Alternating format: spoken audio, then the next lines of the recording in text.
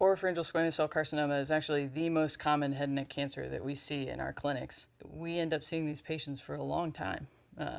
And those patients are, in spite of the fact that they have excellent survival, are very nervous that that disease is going to come back.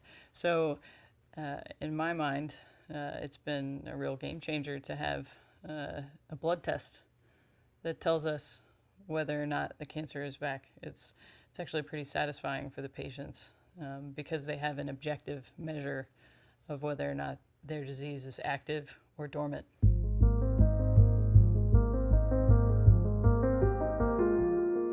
When we get a NavDx into patients are very anxious. They want to know the result.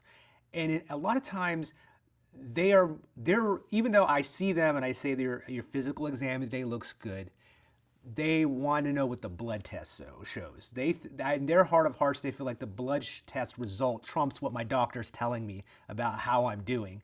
And so there's something about the psychology of now I have, as a patient, like I have a blood test that measures and tells me if I have cancer or not, and it's negative, and they have more confidence in that in a lot of ways than me telling them your exam looks good today. I have had a patient occasionally, break into tears. Usually this is in the first 6 months after treatment when they get the negative test, because that's the most fraught period of time for them.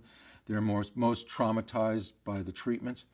And I think as we go along and they become used to hearing that it's negative and that this is working and we're really happy about this, we transmit positivity and confidence to them. The general reaction with the NavDx when it's negative is they feel great that when we counsel them that we don't really see the need to get additional diagnostic studies. When we present the negative results, I don't know who's more excited in the room, the physician or the patient.